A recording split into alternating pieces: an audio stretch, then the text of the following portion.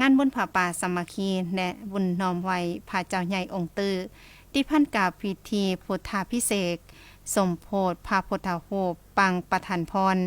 อยู่ที่วัดโพสีสุวรรณารามบ้านเสนิมนอกเมืองเหล่างามแขวงสารวันจัดขึ้นในมือแฮม4ค่ำเดือน3ลาวพศ2568กงกาวันศุกร์วันที่6กุมภาพันธ์2026เป็นมือห่างหากาเกียมตั้งกองบุญหับบริจาคผ้าป่าสามัคคีตอนแรกมีการขบงานตามประเพณีโดยหมอลำไต้เมื่อแฮมหาค่ำเดือน3ลาวพศ2568กงกับวันเสาร์วันที่7กุมภาพันธ์2026เป็นมือเต่าโฮมผ้าป่าสามัคคีตอนบ่าย 14 โมงแห่ผ้าป่าสามัคคีผ้าไตรจีวรเข้าสู่วัดโพสีสุวรรณารามบ้านเสนิมนอกเมืองเหล่างามฝ่ายสงฆ์นำโดยพระอาจารย์พรสวรรค์ทองมณีนินหักษาการประธานองค์การพุทธศาสนาสัมพันธ์ลาวเมืองเหล่างามเจ้าอธิการวัดโพสีสุวรรณารามบ้านเสนิมนอกพร้อมด้วยคณะสงฆ์ภายนอกเข้าร่วมโดยท่านนางบุญทวีดวงราศีรองเลขาพรรคแขวงท่านทองดีจันทวงศ์ประธานในรัฐสังสรรค์แขวงสารวันท่านโพสีหลวงสุริวัลย์เลขาคณะบริหารงานพรรคเมืองเหล่างามมีบรรณาธิการการนำของแขวงของเมืองพร้อมด้วยชาวพุทธศาสนิกชนเข้าร่วมอย่างหลงหลายตอนค่ำเวลา20:00 นเข้าสู่พิธีบวชขาวไว้พระใหญ่องค์เตอร์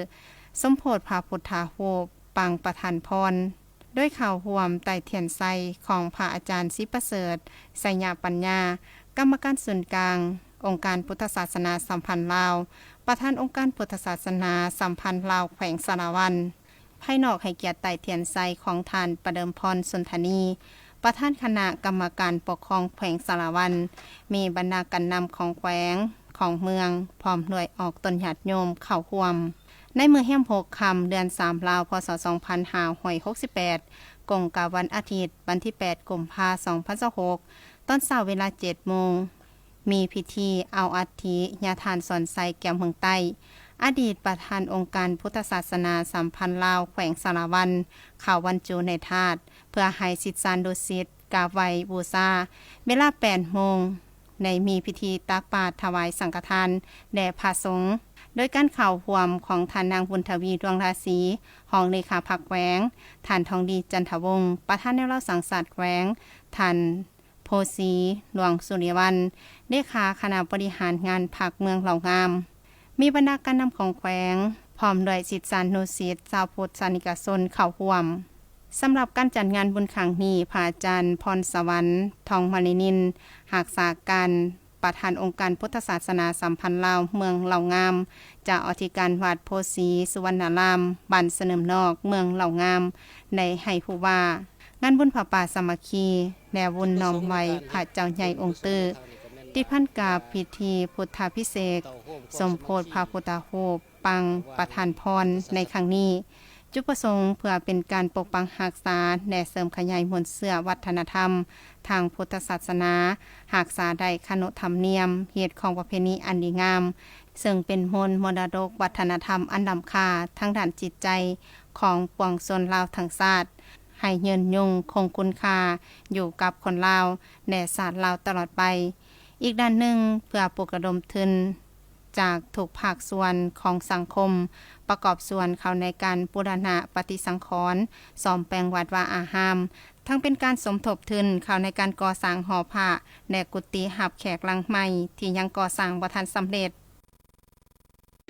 ก็ถือว่ามื้อนี้เป็นมื้อสำคัญของวัด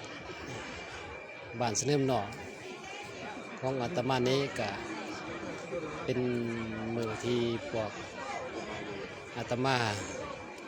ที่ก็ออกต้นญาติโยมชาวแขวงสารวันเนาะได้เต่าโฮมความสามัคคีเฮ็ดบุญผ้าป่าสามัคคีเบื้องต้นเนาะในส่วนตอนบ่ายก็ได้แห่เป็นขบวนพร้อมด้วยคณะนำของแขวงเพื่อรักษาหิตของประเพณีอันดีงามของคนลาวชาวพุทธเฮาพร้อมกันนั้นก็ ตอนแรกก็มีการพุทธวิเศษกสมโภชพระพุทธรูปซึ่งเป็นรูปเหมือนขององค์สมเด็จพระสัมมาสัมพุทธเจ้าเพื่อเป็นที่สักการะบูชาขององค์ตนญาติโยมจุดประสงค์ในการเฮ็ดบุญกุศลในครั้งนี้ก็แม่นว่าเพื่อเต่าโฮมความสามัคคีระหว่างพุทธศาสนากับออกตนญาติโยมก็เพื่อรักษาหีบของประเพณีอันดีงามของคนลาวชาวพุทธเฮาที่สืบทอดกันมาจนฮอดปัจจุบันนี้และอีกประการหนึ่งก็เพื่อสมทบทุนเขาในการก่อสร้างบูรณะปฏิสังขรณ์วัดว่าอาห้ามในปัจจุบันนี้การก่อสร้างก็แม่นกุฏิรับแขกในการหอพระเนาะที่เฮาสมโภชในปัจจุบันนี้เพราะฉะนั้นก็อาตมาภาพก็ขอเชิญชวนเพิ่นญาติโยมทุกผู้ทุกคนทั้งไกลและไกลศิษย์สนุศิษย์ถ้าหากว่ามีใจศรัทธาเดิมใสในพระบวรพุทธศาสนาก็ขอเชิญเจริญพรมาเป็นเจ้าภาพเจ้าศรัทธารวมกันเพื่อสร้างน้ำทำบุญรวมกันเพื่อสร้างความสามัคคีระหว่างตนญาติโยมภายนอกและก็ภายในองค์การพุทธศาสนาของพวกเฮาให้มันคงกระลงแกนสืบต่อไปเนาะในภายภาคหน้า ทั้งนี้ก็เพื่อเป็นการเตาโฮมความสามัคคีของออกตนญาติโยมผู้ที่มีจิตใจใส่ศรัทธาในพุทธศาสนาและรักษาได้ฮีตของประเพณีอันดีงามของชาติก็คือของท้องถิ่นให้ยืนยงคงตัวตลอดไป